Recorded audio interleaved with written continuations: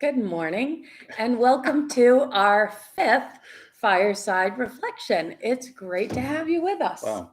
And so right before we went on, I said, so what is this, like our third time, fourth time? Laura said, fifth time. And then apparently you were stunned. I know, I into can't complete believe it. silence. 5 times. Five times. Five I mean, times. it's 5 weeks. 5 weeks. Yeah. And yeah. thanks for coming in. Once again, I'm sure some of you, maybe it's your first time, others of you, you've been here before. So welcome or welcome back. We've been taking a look at some interesting Bible passages.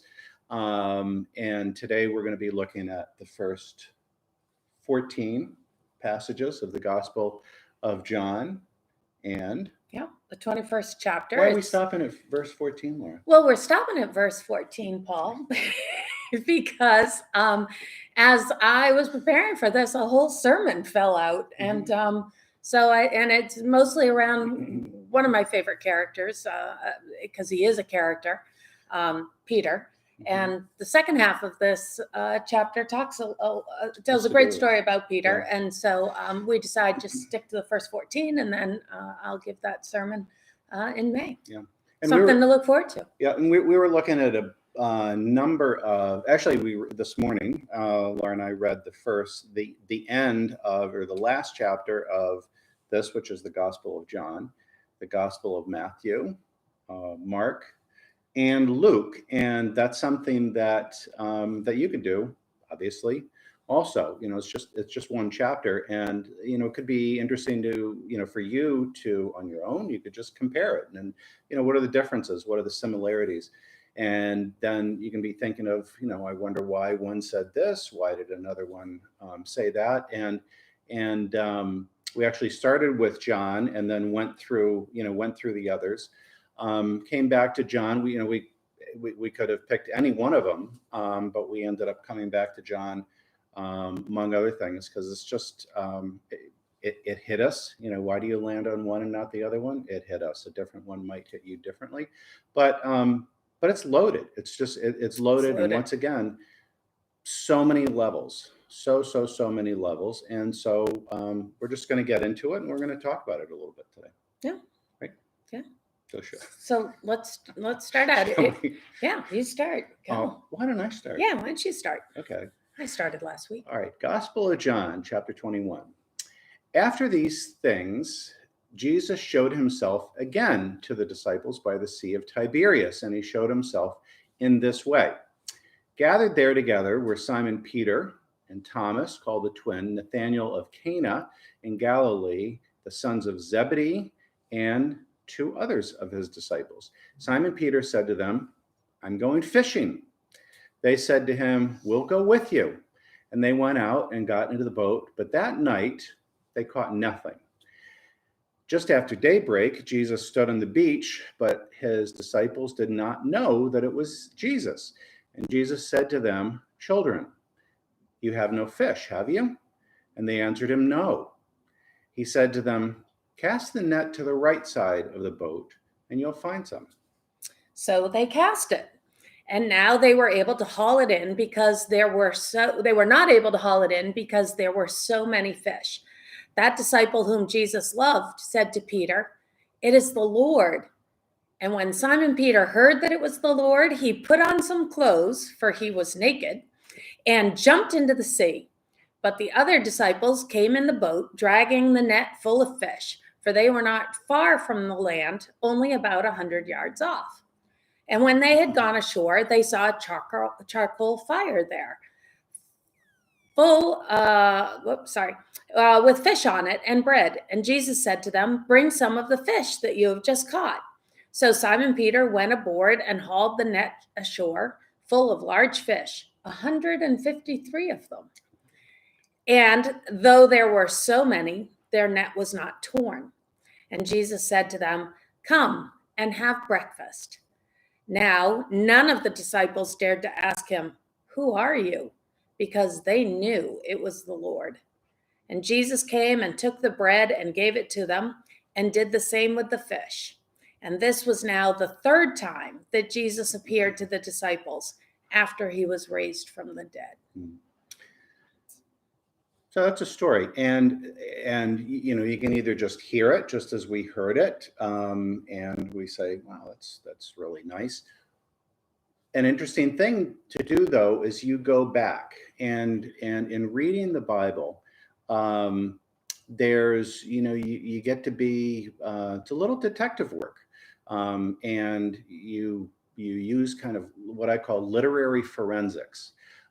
Clues, little clues. Something sticks out. So you're reading something and you go, huh. If you read it kind of slowly enough, you go, huh. And every time you go, huh, if something doesn't quite make sense, you're wondering why. That's the point that's almost asking you to look into it more deeply. I And think to that point, yeah, one of the interesting things to remember is that nothing is in the Bible by accident.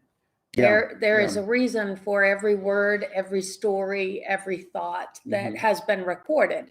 Um, and so there's something to be found. It's yeah, it's not an idle hunt. right, There yeah, are meanings yeah, to be found and dug yeah. out and discovered. Well, and just kind of in general, pulling way back, one of the reasons why we know that is because, for one thing, so Jesus' active ministry was 3 years. If you recorded every movement and action and word of anyone for 3 years, you would have books and books and volumes, and it's just too much. So you have to, there has to be an editing process to say, just volume wise, that way, what do you put in, what do you pull it out? So to your point of every single thing is there for a purpose. Another reason why every single thing is there for a purpose is if you look at them, they're all about the same length. Some of it has to do with the materials they had at hand. It includes so much information, and that kind of set its own limits. So just to the point of taking a look at everything. So there are little clues, and sometimes this is like a little bit of maybe foreshadowing of what they were going to mention later. But in the very first line, it said, "After these things, Jesus showed himself again to the disciples," um, and you kind of land on that word again, and it makes you think, it's like, wow, okay, so that's just a reminder that when we think of the Easter story, a lot of times, once again, we think of Mary and Salome coming to the tomb, but this is what we'll say later. This passage mentions it's the third time, and we go like, wow, 3 times. So that then shed some light on some of their actions that makes you ask the question: if this isn't the first time, that means they've already experienced him. And then you say, well, then if you've already experienced, then why are you doing certain things? The next thing that it mentions is it says the Sea of Tiberias, that he was there by the Sea of Tiberias. So just an interesting point. Definitely before seminary, and maybe before even we went to Israel, we would hear in the Gospels, you hear about Jesus being on the Sea of Tiberias, him being on the Sea of Galilee, sometimes Lake Gennesaret. And for one thing, a sea sounds just massive. Um, Another thing is they're all the same place: Sea of Tiberias, Sea of Galilee, Lake Gennesaret. They're all talking about the same place. I also used to just kind of assume that a sea would be salt water. It's fresh water. It's 7 miles wide at its widest point by 13 miles long. You can stand there, which we've done. You stand on one end and you can see to the other end. I mean, granted, it's 13 miles, but you can see end to end, side to side. And that's just kind of just good to know, I Yeah. think, in Well, terms of, and it's a lake. So and the it's a fact that lake. it's called the Sea of It's a lake. Tiberias or the Yeah, Sea of Galilee is really misleading. yeah, It's what we know as a lake. yeah. And then when you know that it's a lake and you know that its size is smaller, it makes a lot of all these stories Mhm. of things that are happening out on the Sea of Galilee make a lot of sense. Yeah. They make much Yeah. more sense than when you're envisioning them being out in an ocean sea, where it seems a lot more difficult to figure that out. Yeah, and then you realize you're not talking about vague generalities. Like it was on the coast of Long Island Sound. I mean, that could be kind of anywhere, Connecticut or Long Island or whatever. When you're talking about the Sea of Tiberias, you're talking about Capernaum being at one end, where Jesus lived. You're talking about, the town of Tiberias being on the other end. You're talking about, this is called the other side, and people just didn't venture there. It's just the other side. Well, it's just the other side, but people didn't venture there because it was, for one thing, it was a dangerous place and you couldn't, plant or grow anything. But anyway, it's a very small location, and we'll get to the meaning of that later on, like in verse 9 when they talk about building a charcoal fire. Also, anytime in the scriptures that you hear about any body of water, really, there's just two really in Israel, country of Israel. There's the Sea of Galilee, and then there's the Dead Sea, and that's it, which I also didn't used to realize. Yeah, easy to mark geographically. Yeah, easy to mark. Where they easy are. to mark. Yeah. So again, it's very, very specific. So, and there are other curiosities that, you could look into. We're not going to be talking about it this morning, but, when it's interesting and curious when certain disciples are named. So, there's Peter, there's Thomas, there's Nathaniel, sons of Zebedee, James and John. and then it says, and two others. And you say, well, why are some named and not others? And that's a good question. And maybe you want to pursue that on your own. And Well, then, the assumption is one of them is John, the writer of the gospel, and he doesn't really feel like he needs to name himself because he's so then you obviously go, there. who's the other one? And who's the other one? I don't know. Yeah, someone who John don't doesn't know. value very highly. I don't know. Right? So you say him, me, and then that guy over there. The other guy. I don't know. Who knows? And that's one of those great curiosities that that can start a whole sermon or can start a whole body of study. And people have thought about this before. So you can actually, if you want to, you can take that passage, you can start looking it up in commentaries and benefit from other people's, study and research. Yeah, it is funny. Yeah. It's just kind of odd. So then, so those are in the first two verses. And then it gets to something interesting, kind of content wise. So Peter says to them, when they're all gathered, he says, I'm going fishing. Now, and the others say, hey, and the others say, we'll go with you. We'll go with you. Like, we'll go what? with you. So you're the disciples. So with some of the things that we've talked about in terms of this being the third, showing the third, time that Jesus has appeared since he was raised from the dead. So he's appeared two other times, and then here they are. They're all together. Peter says, I'm going fishing. I find that really curious. I find that it's bizarre. I find that odd, right? That Jesus would appear to them. And what does this say to me? It's even odder because the chapter before, he gives them the Great Commissioning. He says, this is what you need to go out and make disciples of all nations, baptizing in the name of the Father and Son and the Holy Spirit. They have their marching orders. Yeah. But nothing. So what this says is nothing's happened yet. So the Christian movement at this point, in terms of a movement and having it spread, and having them starting to act incredibly boldly and with tremendous strength, tremendous courage, and just not backing down from anything. At this point, they're stalled. They're not doing it. What do you do in times of stress and anxiety? You revert to your old patterns. They revert to what they know. I don't know if it's shock or if they're overwhelmed or exactly what it is, but there's some reason like that they just revert back to going fishing, and they're not yet empowered really to go out and which to go out and explains do why Jesus had to come a third time. Right? Yeah, they went back to their old jobs. Yeah. And then in going back, which also happens, too, that kind of once you've been changed, it's very hard to go back to who you were, to to what you were, even though you kind of try to put the genie back in the bottle, so to speak. So it says, even though they went fishing, they caught nothing, and I think that that's meant, both literally and figuratively, that they tried to go back. They're trying to, to do what they did. It's empty. And I think we understand that. I think for most of us, we've had moments in our lives in which, we've suffered loss, or depression or anxiety or some such. And,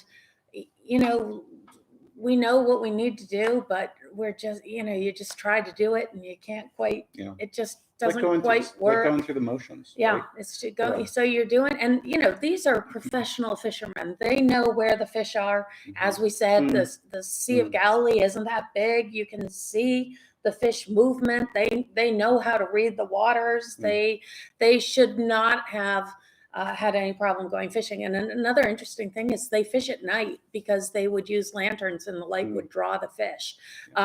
So they fish at night, and then they repair their nets and stuff in the morning, and then sleep, and then go back out fishing at night. And I think it's interesting too that they caught nothing. Why did they catch nothing? Because they're not doing what God had asked them to do. And I think that's also true with us sometimes, when we're just spinning our wheels and things aren't happening. It's really good to stop and say, well, is this what I'm supposed to be doing? Yeah. Is this, Great point. is this what's really, my direction that I'm supposed to be taking? Yeah. Instead of just kind of, pushing harder, it's like, well, I need to double down now. And just, I think it's a great point. If you keep running into a wall, there's something to be said for persistence. There's also something to be said to just say, you know what, just like you said, I'm going to stop and just not just, oh God, what am I supposed to do? Okay, well now I'm going to go back to what I'm doing, but asking kind of with your, with your life, and giving that some space, and then considering, where am I supposed to go? What am I supposed to do? I love then that Jesus is talking to them, and when they didn't catch anything, for one thing, in verse 4, it says, Jesus stood on the beach, and it says the disciples did not know that it was Jesus. Another interesting, kind of red flag goes up, and you go, wait a minute. Didn't know that it was a person who you spent day and night with for years. And this is the third time now that he's appeared, and it's like, what's going on there that you don't recognize him, that you don't know? So the first time they saw the resurrected Christ, they didn't recognize him. But then he broke bread with them and they recognized him. Then the second time comes along. So he's clearly not looking the same the second time that they see him, because they don't recognize him again. And then he spoke to them, and the words opened their eyes. And then the third time they see him and they don't recognize him again. So there's got to be some kind of metaphysical changes or differences, something, because they clearly would recognize him. Right. And I think it's so funny that he calls out to them, and he calls them children. These are like grown men, right? And he says, Rugged children, fishermen. You have no fish, do you? It's like, and I would think that Simon Peter, being who he is, would be a fairly, offensive type of thing. But for whatever reason, there's or a clue. I don't know. Offensive on the one or, hand, a clue or on the a clue other that hand. might be. He's right? done this for them before. He's filled their nets before. And so maybe that's why they don't get upset when he calls out to them and tells them to cast their nets on the other side, which also is a bizarre thing, because fishermen fish from one side of the boat. That's how they do it. They all lean over to one side of the boat and they fish off the one side of the boat. So to say, did you try the other side? Well, clearly, if you're not catching fish on one side, you would try the other side, right? So it's just a funny kind of thing for him to be saying. It's very simplistic. These are very simplistic, calling them children, well, it didn't work over there. Did you try this? Yeah. Right. And which we say to our own children, they're trying something and trying something and trying something. I can't do it. I can't do it. And as a parent, it's so clear it's so clear what you should be doing. And a parent kind of very easily, it doesn't take any great wisdom to say, well, have you tried it this way? And then, and the smart child, instead of defending why they're right about, trying what they're doing, the smart child or smart person will say, oh, okay, all right, well, let me try it the other way. So just to point out, so that the other time that they didn't recognize him, right, that they finally recognized him in the breaking of the bread was on the road to Emmaus, right? And then when he says, cast the net on the right side, right? So they were on one side, which makes me think of, here they are, they're involved, they're doing things in their lives, but it's not just action, discipleship, being a good person, being a successful person. It's not just action, but as they say, it's right action. And which reminded me then of the Buddhist, tenet of one of the Buddha's Eightfold Paths is right action. And so there's this wonderful, also, I would say, crossover of wisdom, of, right action in Buddhism. He's saying, don't just do things, follow me and do things, I would say that the right way. And then they say, when they do this and they caught so many fish, then they recognize him somehow and they say, it's the Lord, which also, makes us realize that we don't get God's presence by sight, by seeing, by, the things on the surface, but there's some discernment, there's some level of discernment that's going on there. Right? Yeah. And I think also it's interesting. There's so much about just that little passage, right? So, they cast their nets on the right side, the correct side. So here now Jesus has given them another command, right? So he's given them the command to go out and baptize, and they've gone fishing. So now he's like, okay, let's try this again. So now I'm going to give you a command.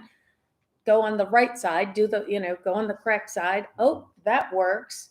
And why does that work? Because you're doing what I'm asking you to do. When you do what I ask you to do, good things happen, kind of thing. So there is this, kind of this repetitive, like, just come on, you can do this, like you can get what it is that I'm asking you to do, and they do. And it's true. Follow. And it's, again, it's true for us. And there's a lot of people, what we run into a lot though is when people come to us and they'll say, I have a problem, I'd like to talk to you. And then they kind of lay it out. And we go, well, among other things, but, have you tried this? Yeah, I tried that. That doesn't work. Yeah, have I tried that? That doesn't work. That doesn't work. That doesn't work. And just making this case that, coming for help, but then kind of listening to nothing and leaving with the problem. Yeah, and just saying, and it's like convincing you that absolutely nothing I try, will work, which is it's just, it's an odd part of humanity, I think. That sometimes, you can be more committed to the problem than you can to trying to find the solution. But finding the solution often requires hard work. Right. Well, yeah, and stepping out of your comfort zone, which doing again, things differently, doing things from the other side. From the other side. But I like this side of the boat. Yeah. This is the way. This is what I know. This is the way I. This is the way I do it. And this also, trying it from the other side of the boat is also kind of similar to turning the other cheek. And when you turn here's this cheek, turn the other cheek, and I now see from a different point of view, from a different perspective, and you see things differently that way. You can live differently, and you can solve problems. And then in terms of solving problems, a little bit later on, just one other interesting little clue. It talks about them jumping in the water. I was thinking about this because we know the date of the crucifixion of April 3rd, 33 AD. So the resurrection. So we were talking April, and I was thinking, geez, April jumping in the water it's freezing. That may not make sense. So I looked up what's the temperature there today on April 22nd, it's 81 degrees. So that even puts it in, puts it in a certain amount of time, and you go, okay, well, that makes perfect sense then. Yeah. So, and you know what might be fun? oh yeah, Just take a look.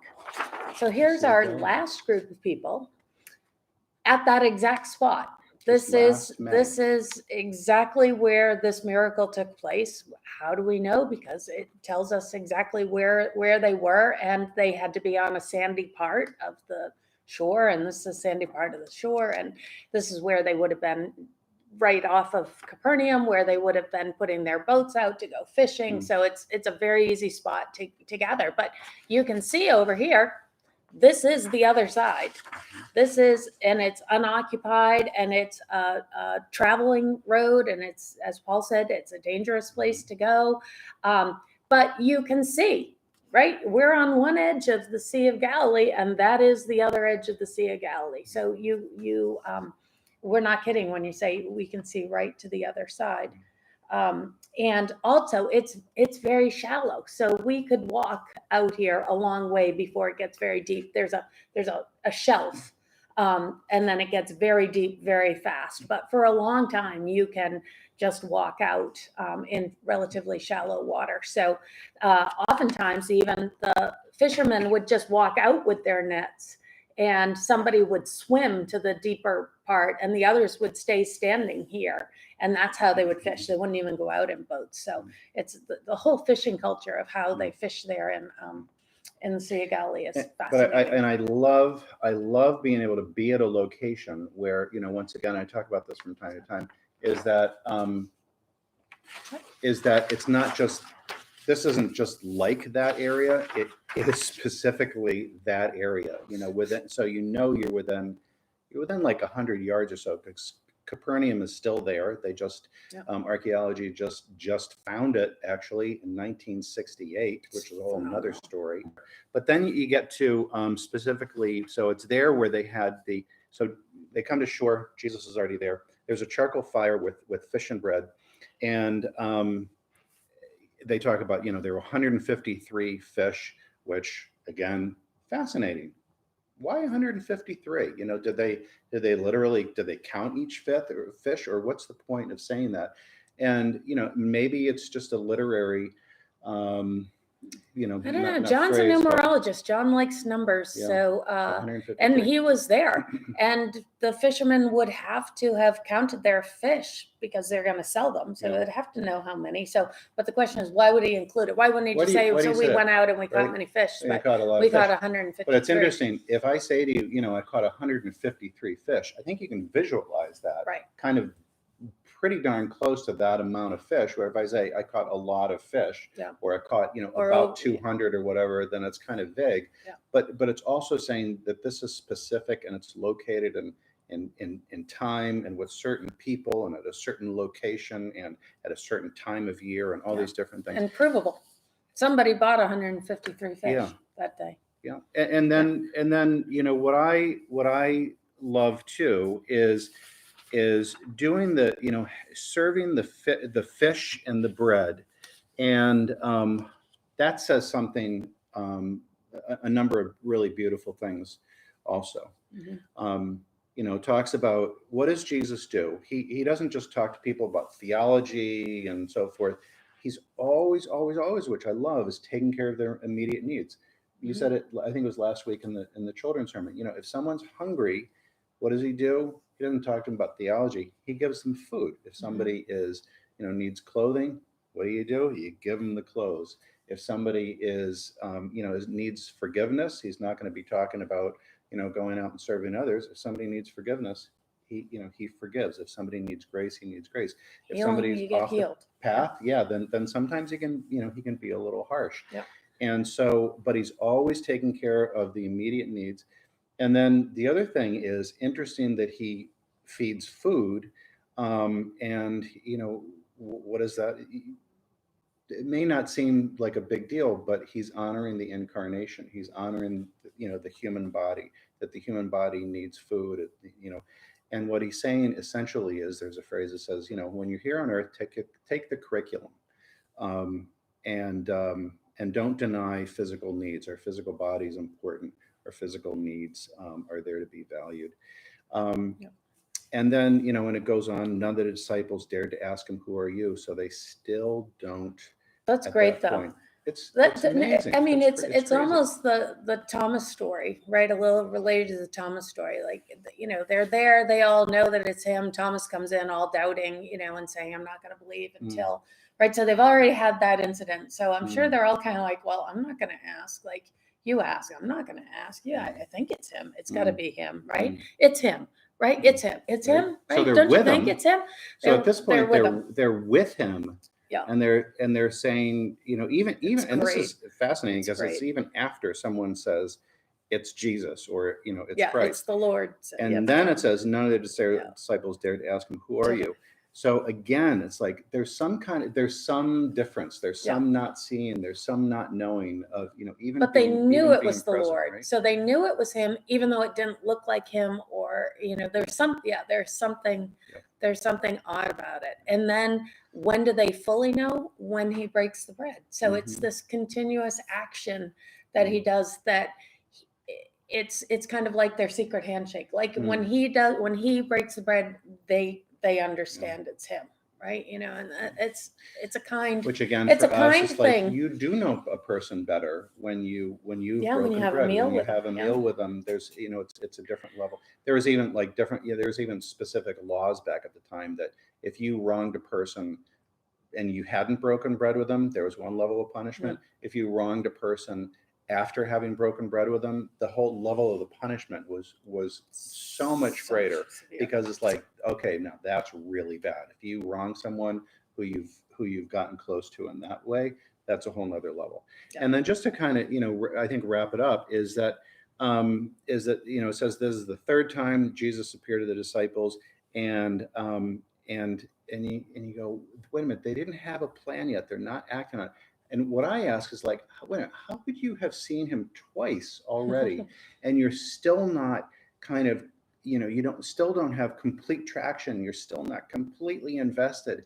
And my tendency is to kind of, get down on the disciples about that. But then I go back to myself and it's like, how many times, and this is a great question, for us to ask ourselves, how many times have you had an epiphany? Have you, you've gotten it?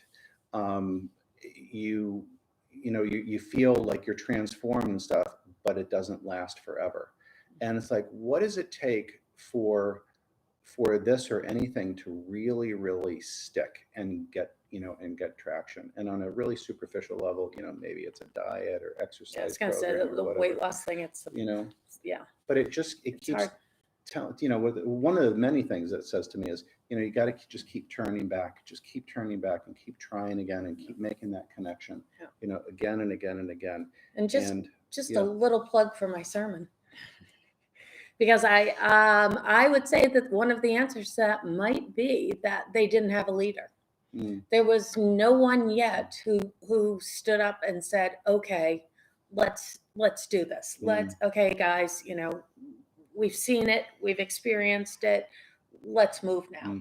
And why don't they have a leader, and how does that leader come to be? And that's what you're going to learn in my sermon on May 3rd. On May 3rd. So tune in. And in the meantime, we would again invite you, if you choose to read the last chapter of some of the other Gospels, maybe even read this over yourselves. Maybe you pick up some things in this, kind of the same way that we're talking about that we didn't notice, because you have fresh eyes. You're seeing things differently and seeing things anew. Yeah. So send it to us. Yeah. So may your journey go well in these times. May you keep looking and keep searching and keep finding and keep listening. And follow God wherever God takes you. Wherever God takes you. Amazing things. Can we wrap it up? Sure. All right. Let's wrap up with our Lord's Prayer. Join together with the Lord's Prayer. Our Father, who art in heaven, hallowed be thy name. Thy kingdom come, thy will be done, on earth as it is in heaven. And give us this day our daily bread, and forgive us our trespasses, as we forgive those who trespass against us. And lead us not into temptation, but deliver us from evil. For thine is the kingdom, and the power, and the glory forever. Amen. Be Have well. a great day. All right.